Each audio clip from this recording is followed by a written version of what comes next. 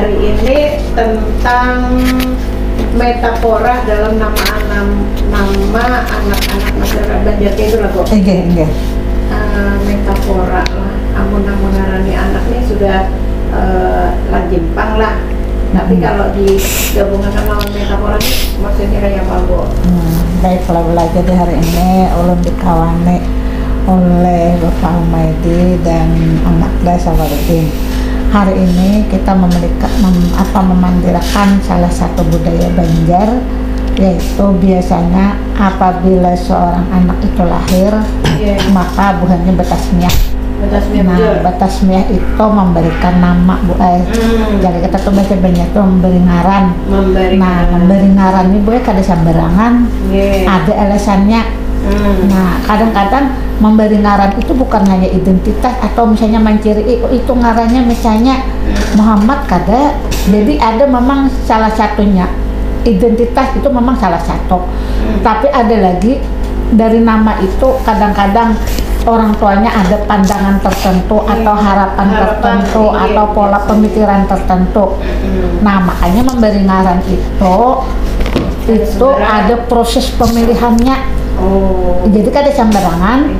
Nah, lawan pulang masyarakat Banjar ini karena kebanyakan orang Islam, jadi ngarannya gini dipengaruhi juga oleh Islam itu tadi. Nama Islami gitu. Nah, kemudian ngaran itu banyak tadi nama pengaruhnya ya.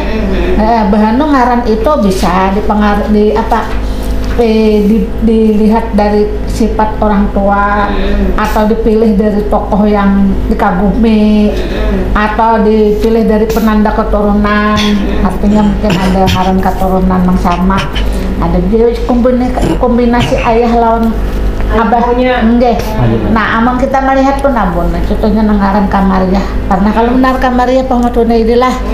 Pernah. Kamariah Sawaludin tahu lah Kamariah. Artinya Bu, ulun pernah baca tuh bulan Bang Bu. Nah, jadi bahannya mengarane anaknya Kamariah. Jadi bukan cirinya aja bahwa ini tuh mengaran Kamariah supaya dikiau itu Kamariah, bukan itu aja, tapi ada makna yang dikandung di dalamnya. Nah, makna yang dikandung di dalamnya itu nangaran Kamariah itu dalam bahasa Arab itu artinya bulan. Nah, nangaran bulan itu logikanya tuh Nabo, itu perbandingan.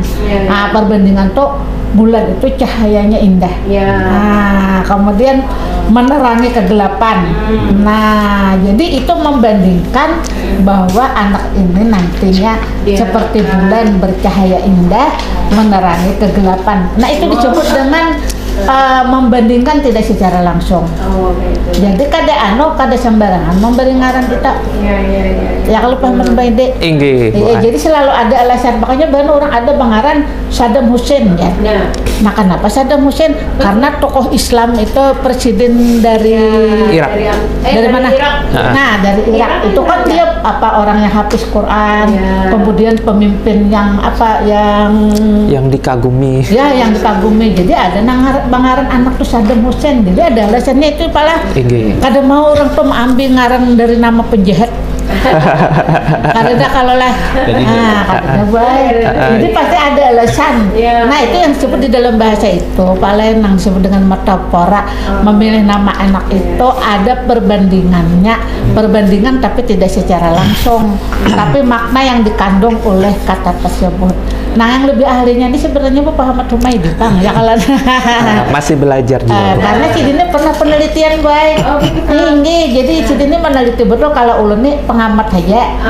Nah, pemberian ngaran-ngaran itu tadi. Sama lah Pak Sawaludin lah. Nah, mungkin Bapak Ahmad Humaydi bisa menarusakan apa jelasannya yang lebih mendalam. Silakan, Bang. Nah, jadi kan yang ngarannya orang Banjar ini hendak supaya anak-anaknya itu bermanfaat bagi orang-orang yang ada di sekitarnya. Mungkin kada orang Banjar aja, tapi seberataan orang tua ingin agar anak-anaknya itu bisa jadi orang yang bermanfaat, orang yang jadi pemimpin di masa depan dan seterusnya. Nah, salah satu harapan itu biasanya ditumpahkan dalam nama. Jadi nama itu menjadi salah satu doa dari orang tua kepada anaknya agar anaknya itu jadi sesuatu yang diharapkan oleh orang tuanya. Nah, tapi kadang-kadang nama itu tidak berhubungan langsung dengan kata itu sendiri. Jadi misalnya kan seperti kata bulan tadi. Nah, bulan itu kan bukan berarti anaknya seperti bulan. Kan gitu ya. Kalau bulan itu kan benjol-benjol juga ya. Jadi kamu cantik seperti bulan. Orang skincare. Vina berutang haba atau hiram. Kamu cantik seperti bulan. Nah, padahal kan bulan kan ada benjol-benjolan juga. Kadar rata. Tapi bulan kan kita asosiasikan indah, kemudian menerangi kegelapan dan seterusnya. Nah, jadi orang Banjar orang tua itu ingin agar anaknya memiliki sifat-sifat seperti itu. Nah, jadi itu salah satu unsur metafora yang muncul. Nah, itu pun sebenarnya metafora itu muncul di berbagai berbagai kata-kata dalam masyarakat Banjar gitu. Jadi misalnya seperti waluh gitu ya. Nah, waluh itu kan kalau kita artikan langsung ya tidak ada hubungannya gitu ya. Waluh itu artinya labu ya kalau dalam bahasa Indonesia. Tapi bagi orang Banjar kan artinya bukan labu aja pada konteks tertentu. Jadi misalnya kita diwaluhinya gitu ya. Kalau kita terjemahkan kita dilabuinya, dilabukan mereka kan aneh gitu ya. Tapi itu kan ada perbandingan langsung. Labu itu artinya bohong gitu ya, Bu ya. Dibohonginya, dikaramputinya. Tapi kadang-kadang juga metafora itu tidak selalu berhubungan secara langsung gitu ya. Kadang-kadang tidak ada hubungan sama sekali malah ya. Kayak waluh tadi kan ada hubungannya lawan pengarampot. Iya, apa hubungannya kan tidak ada hubungannya. Kasihan waluhnya ya kala. Kasihan waluh. Dengaran waluh tadi Pak selain labu itu tadi yang kata sabujurnya itu ada 20 maknanya dalam bahasa Banjar tuh. Banyak benar. Jadi itu dengarnya metafora Pak lah. Nah, tapi kadang bisa dijelaskan secara langsung. Kadang-kadang tidak bisa. Kenapanya? Inggih. Kayak misalnya juga buaya darat. Gitu ya. Kalau kita hubungan secara logika kan buaya itu sebenarnya makhluknya setia malah ya. Jadi kalau dia punya pasangan itu justru dia tuh setia dengan pasangannya. Ujar siapa Pian? Karena kalau di biologi secara fakta kan gitu ya. Buaya itu setia selama dia dalam air. Oh, gitu.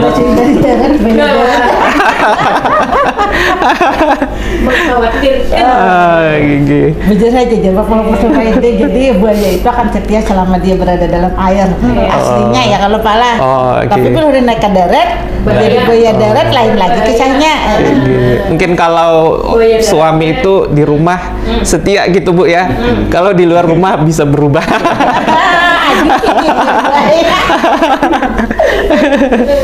Nah, inggih kayak itu kurang lebih. Jadi bila keluar lah bisa berubah lah.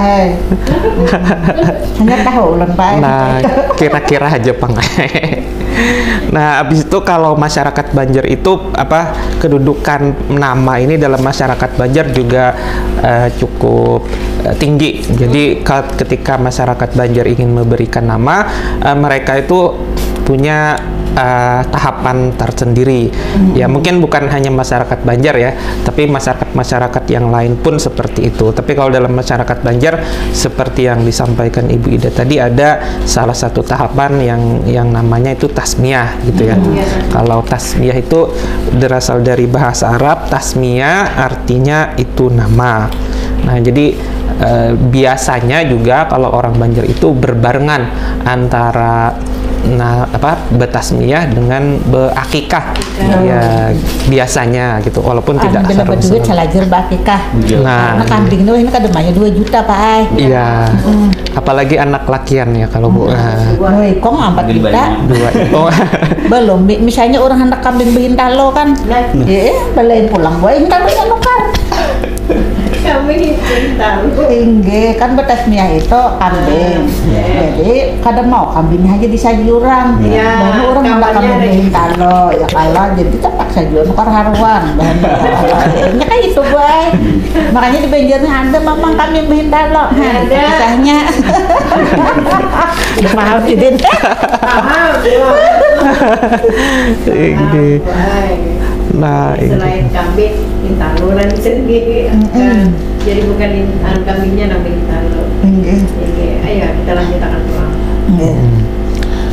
Nah, habis itu pulang ada juga pengaruh Islam tadi yang ujar Ibu Ida tadi. Ada pengaruh-pengaruh Islam yang cukup besar dalam pemberian nama masyarakat Banjar. Jadi sebenarnya kalau saya juga pernah membaca itu pernah ada penelitian dari luar, itu mereka melakukan penelitian tentang nama-nama masyarakat Jawa.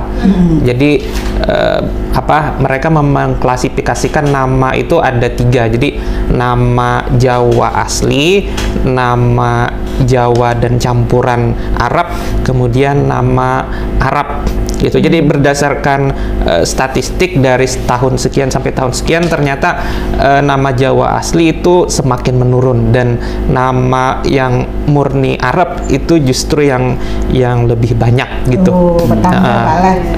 Jadi kada lagi kada irahan Pak lah, tapi religius. Jadi nama-nama Jawa seperti Sutiem yang seperti itu mulai turun juga menurut data statistik mereka. Banyak OO-nya tuh apa? Ya. OO-nya masih banyak, Bu. Ya, Sudarsno. Nah, masih banyak itu lah Pak lah. Tapi masih banyak lagi yang Arab berarti Pak lah. Lebih banyak lagi. Penelitian, Bu. Karena kan itu Jawa Pak lahnya lain kebudayaannya. Kalau Bali pemberian namanya itu mulai dari yang Solong, nang kedua, nang ketiga, nang keempat kan lain-lain. Ada anak pertama. Orang Jawa iya juga dulu. Ada juga dulu lah. Wah ini berarti kada memakai lagi Kak, Mbak? Nah, karena meneliti orang. Kayaknya meneliti. Kalau Bali itu apa? Ada Made. Ketut. Anak pertama itu apa gitu. Anak kedua apa. Jadi bila sudah 4 tikong, belum nang kalima belikan nang kasatu kah? Nah, kada paham juga udah. Dua aja lah. Ini. Oh, wah ini orang ada 7 Bu. Atau halilintar aja lah bisa 10. Iya, kalau orangnya Jawa memang kan ada juga yang menurut update ya, bukan update sih, anak pertama, kedua, ketiga itu kan gitu ya Pak ya. Karena Bapak ini orang Jawa kayaknya Bu ya. Lain. Banjar Bu. Banjar. Nggih. Tapi sidin katujuh meneliti penamaan itu dari berbagai suku. Ada sampai ke dunia. Logatnya sih kayak orang Jawa. Iya Kak. Nah, iya Kak Bu.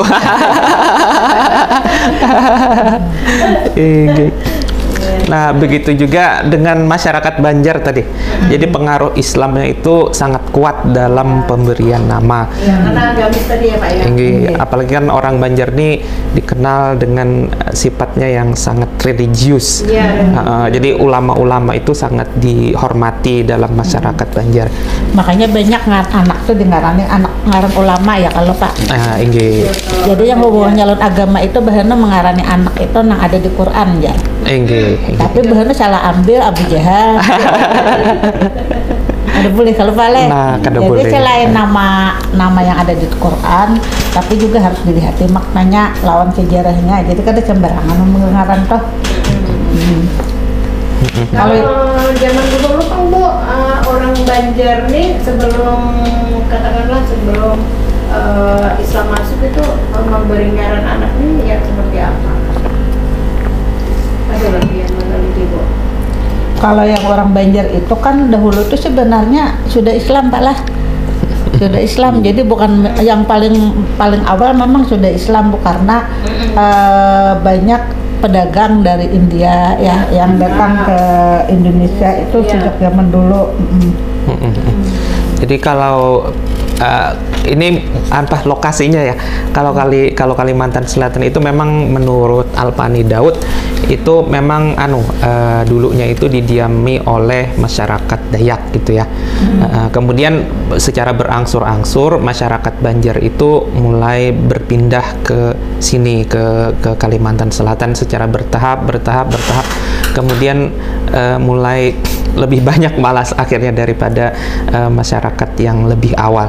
Dan kemudian juga terjadi asimilasi sehingga yang masyarakat Dayak yang sendiri kemudian menikah, kemudian statusnya berubah menjadi masyarakat Banjar itu sendiri.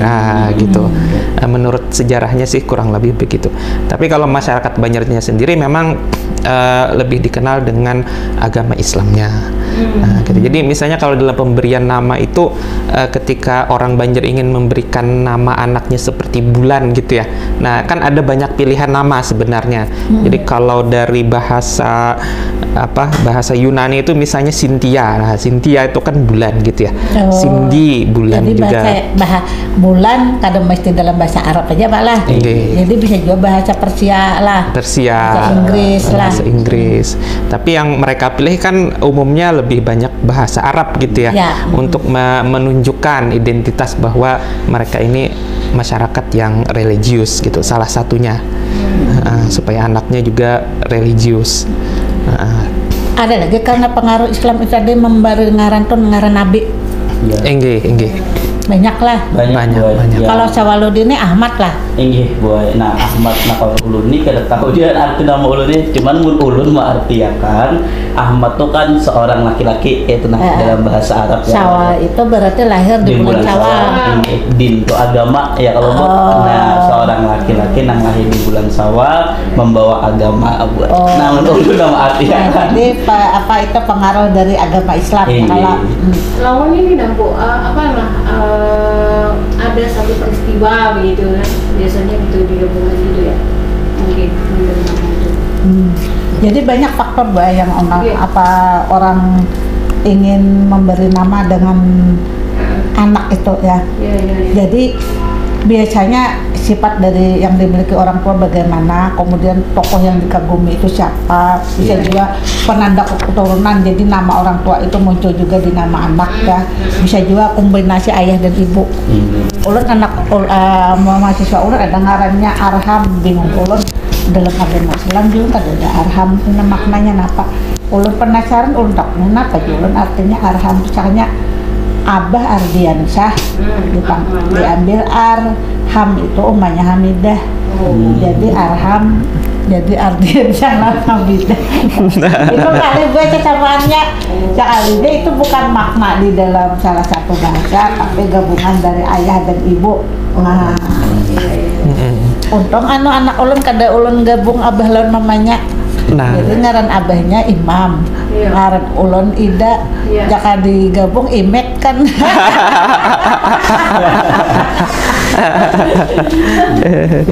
Kalinya berarti kan kalau penggabungan agak orang indah, jadi kita jangan memakai yang gitu ya. Lalu kita bisa jual pengaruh Islam tuh memakai nama ulama lah Pak lah. Siapa yang ulama yang terkena yang keturunan Nabi ini tuh banyak pakai ngarannya. Umar kah? Umar sahabat Nabi kah Bu? Ada keturunan Nabi yang sekarang yang begana di Hadratul Maut. Jadi ngaran Umar tuh banyak kalau Pak. Ngaran penguasa ada juga ya kalau. Banyak juga. Ngaran penguasa contohnya kayak apa Pak? Nah misalnya kalau yang paling populer itu Al-Fatih. Muhammad Al-Fatih biasanya. Berarti Al-Fatih itu termasuk sifat Allah kah? Lain lah. Kalau Al-Fatih itu biasanya mereka merujuknya itu ke nama tokohnya. Nama tokoh. Ya, kalau Al-Fatih itu kan raja di Turki. Jadi dia yang menaklukkan Konstantinopel di usia 21 tahun. Nah, jadi itu kan prestasi yang luar biasa. Muda, habis itu berkarisma, berhasil. Nah, kada tahu. Apa penguasa yang beragama Islam ya kalau Pak? Nah, orang kan mau misalnya memakai ngaran Kaisar Ming ya kalau. Padahal Kaisar Ming itu penguasa zaman dulu juga ya kalau.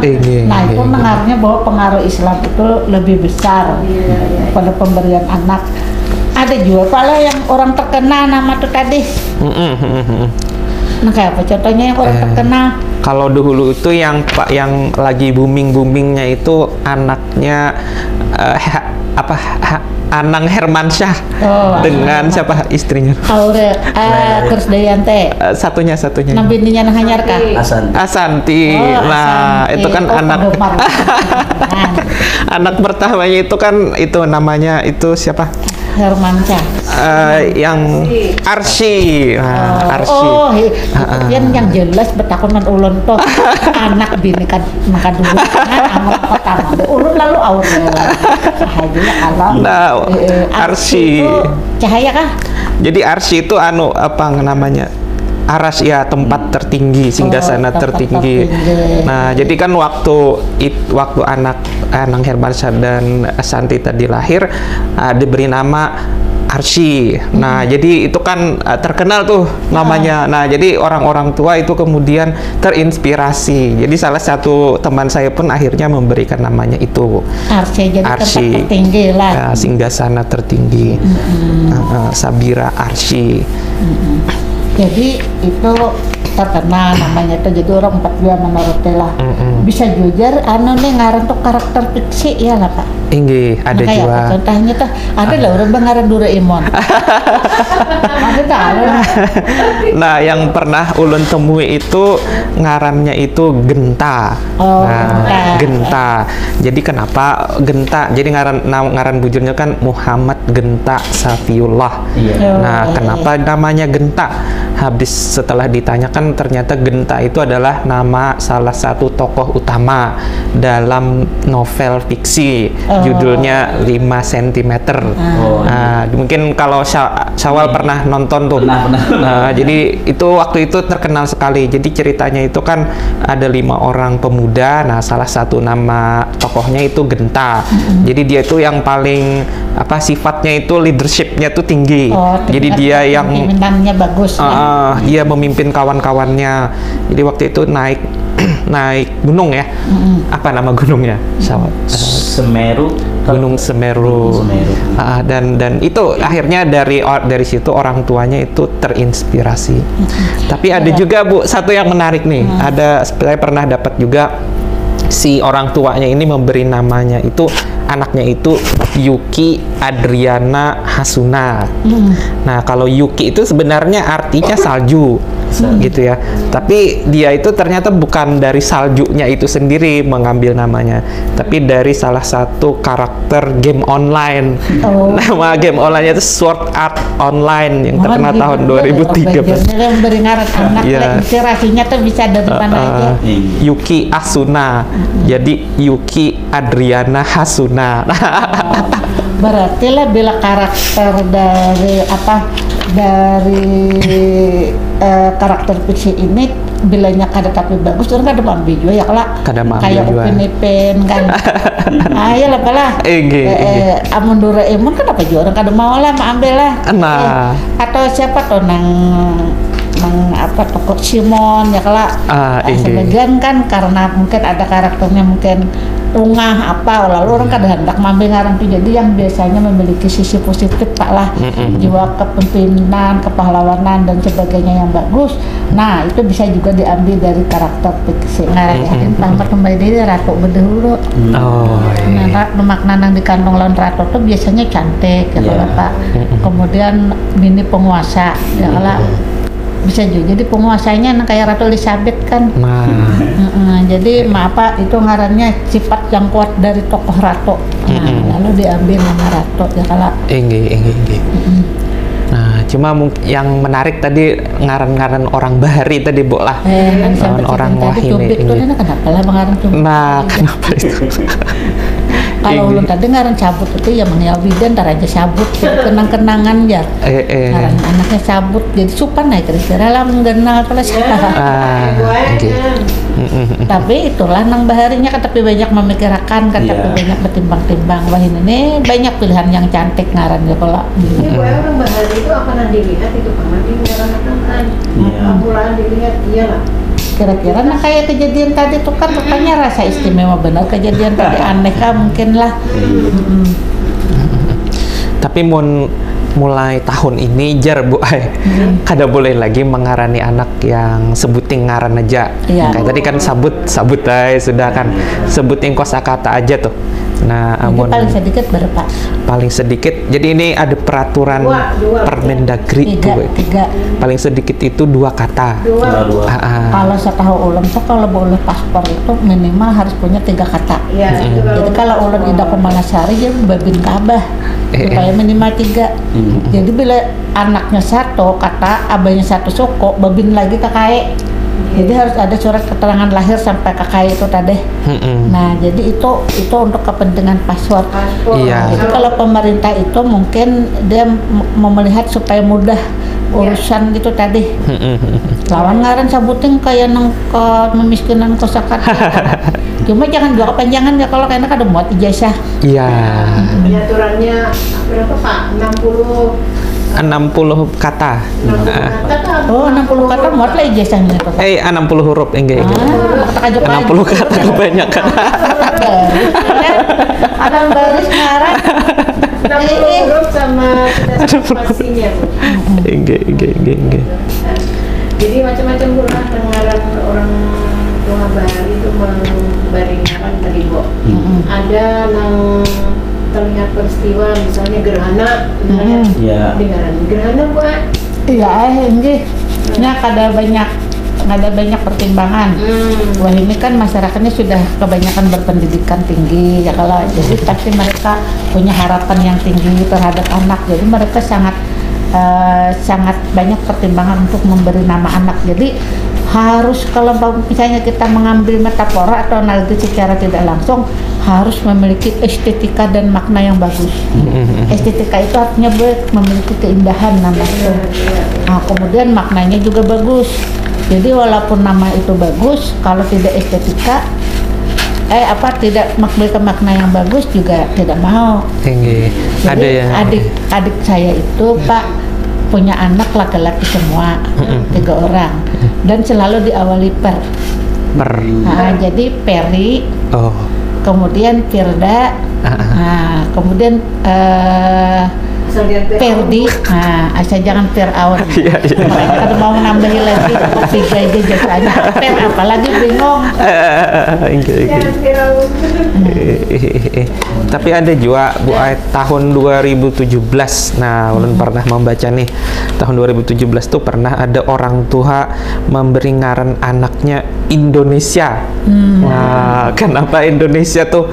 Karena si anaknya ini lahir tanggal 17 Agustus. Nah, Anak Brody Pak Indonesia PSO5 Pak. nah, Apa makna yang dikandung dari Indonesia tuh kira-kira lah? kalau jar abahnya di situ tuh karena Indonesia itu megah. Wah, Indonesia itu besar. Indonesia itu bersatu. Jadi bisa menyatukan berbagai macam perbedaan menjadi satu. Dikiau apa kala Indo kan? Iya. Ngaran art Iya, Bu. sia. Bahano orang tuane bagus memberi anak ngaran nih Islami. Nah, tapi kadang-kadang anaknya nih hendak model panggilannya tuh keren. Jadi ada ngaran Siti Fatimah aja Pak Ai. Di kampung itu Timah. Di kita di kio Siti. Nah, sama tekan Banjarmasin di kio Feti. Peti. Amun dulu asli mula. Dulu Peti asli. Jadi Feti apa petian Bu? Jadi supaya mau diagak apa keren-keren sedikit panggilnya. Jadi Kamariah tuh kada lagi di kio kamar Pak Ai. Oh, di kiau apa Bu? Meme. Meme. Pom-pom Bu. Ada juga ulun mau orang nelfon ulun. Ibu Jar. Ini Rara Jar. Sekali siapa aja ulun Rara tadi sakanya Rehidato. Nah, jadinya memang ada pangdat tapi dipanggil itu pemendekannya itu dengan pengulangan. Iya. Jadi kan kalau Fatimah tadi kan bujur aja kan ada Pati itu lebih enak Feti. Bolehkah itu? Boleh sepanjang sepakat. Nah, kalau tidak sepakat orang tidak kenal ya. Nah, tapi kalau sepakat tidak apa-apa. Bahkan dulu di Cemurit ngarannya itu John Kennedy Pak. Oh. Enggih, John Kennedy. Jadi mungkin ayahnya itu berharap. Itu kan John Kennedy itu nama Presiden Amerika waktu Presiden itu ya. Amerika. Jadi anaknya memang bernama John Kennedy. karena itu termasuk nama tokoh terkenal. Jadi harapannya kan seperti John Kennedy ya, bisa jadi orang kuat ya, sosok yang berhasil, kaya dan mapan ya. Ya, asal kada tragis saja jua Bu lah. Asal jangan tragis. Nah, mungkin pada waktu itu belum meninggal lagi. Oh, iya. Sama seperti Saddam Hussein waktu itu kan, itu ketika beliau masih hidup dan sangat terkenal. Iya, iya. Nah, tapi setelah beliau meninggal jarang yang menamai itu lagi. Karena memang pengaruh pada saat itu pada saat kelahiran pengaruhnya Bu. Jadi bukan setelahnya ya. Tapi Bu, di orang Banjar ini ada nggak yang menyertakan farm di belakang? Ketika memberi nama anak itu? Family. Ada, jadi misalnya ngaran orang tua nama belakangnya itu bisa dimasukkan ke nama anaknya lah, Pak Leh. Ada deh contohnya kalau ada ulang dia bakal belakang. Banyak. Kalau Jadi kayak di Batak misalnya gitu kan, pakai family Tangguh Bolon, misalnya gitu, Nasution misalnya. Kalau Banjar nggak ada ya? Kalau dalam Islam itu nama abah boleh dimasukkan. Iya, biasanya di ujung tuh bola. Iya, di ujung. Nama kuitan. Jadi misalnya Ida Kumalasari, Abah Chandra kan Ida Kumalasari Chandra. ya. Amun hendak, amun kada hendak, itu cukup dua saja ya kalau Pak. Nah, tapi kalau ngaran marga itu memang ada. Tapi kalau masyarakat Banjar kayaknya belum ada yang mengadopsi pola penamaan kayak itu. Jadi yang menghubungkan keluarga tadi seperti kata Ibu Ida itu menggunakan nama orang tua. Nah, kalau yang saya pernah pelajari itu ada beberapa pola. Jadi yang pertama itu menggunakan langsung ditempelkan begitu saja. Jadi salah satu kosakata nama ayahnya ditempelkan langsung ke nama anaknya. Jadi misalnya seperti Labib Azam Salam dan adiknya Al-Fatih Maulana Salam. Nah, kedua anaknya itu kan menggunakan salam di akhir namanya. Nah, itu ternyata diambil dari nama orang tuanya, Solihin Salam. Nah, gitu. Ngaran suami ulun Imam Mahfudin. Ngaran anak ulun Imam Erlangga. Berarti imamnya itu sama ngaran abahnya. Nah, jadi masalah itu kalau pinaan kan ada gadis mencari imam aja. Nah. Ada anak ulun yang cari timbul keluar abahnya.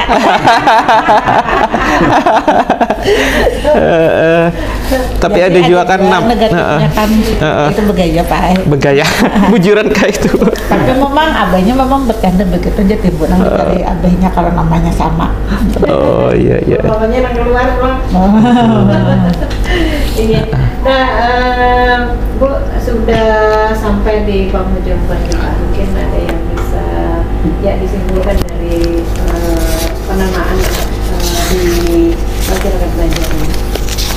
Nah, kita menyimpulkan, jadi yang pertama bahwa masyarakat Banjar itu memang seringkali menggunakan metafora ketika memberikan nama kepada anak-anaknya. Jadi metafora itu hubungannya memang tidak langsung dengan kata yang dipilih. Jadi metafora itu tujuannya untuk mengambil dari sisi-sisi kata-kata itu. Jadi misalnya entitas yang ada di dunia itu diambil sifat-sifat yang ada di dalamnya. Jadi seperti kata Kamariah tadi ya, itu artinya bulan. Jadi yang diambil itu terangnya, keindahannya, menyinari malamnya, dan lain sebagainya. Tapi juga masyarakat Banjar juga kadang-kadang mengambil dari sumber lain untuk menggunakan metafora itu. Jadi misalnya dari orang tua, kemudian dari nama tokoh, nama nabi, ataupun entitas-entitas lain. Jadi tujuannya adalah sebagai doa, salah satu tadi, sebagai doa agar anaknya nanti memiliki sifat-sifat seperti itu. Nah, mungkin itu sedikit dari saya. Ya, dari Bu Ida, Nah, jadi hendaknya orang tua itu memberi nama itu sebaiknya jangan hanya sekedar identitas, tapi juga mengandung harapan ya, mengandung pola pemikiran yang positif ya, supaya memberikan efek negatif dengan si anak itu. Jadi misalnya anak itu punya nama Budi itu kan pasti orang yang baik ya. Jadi makanya jadi orang tuh ngaran aja jar bagus jasa kalinya orangnya. Nah jadi memang orang tua sekarang tuh harus punya kesadaran untuk memberikan nama itu yang bagus. Baik, Bu Ida dan juga Pak Humaydi, terima kasih, dan juga terima kasih yang tertinggal ini Ahmad Samaludin. Iya. Terima kasih untuk kehadirannya di panggilan Beisukan untuk hari ini. Mudah-mudahan kita nanti berjumpa kembali ya. Ya. Dan untuk kali ini kita akhiri dengan ucapan wassalamualaikum warahmatullahi wabarakatuh. Waalaikumsalam warahmatullahi wabarakatuh.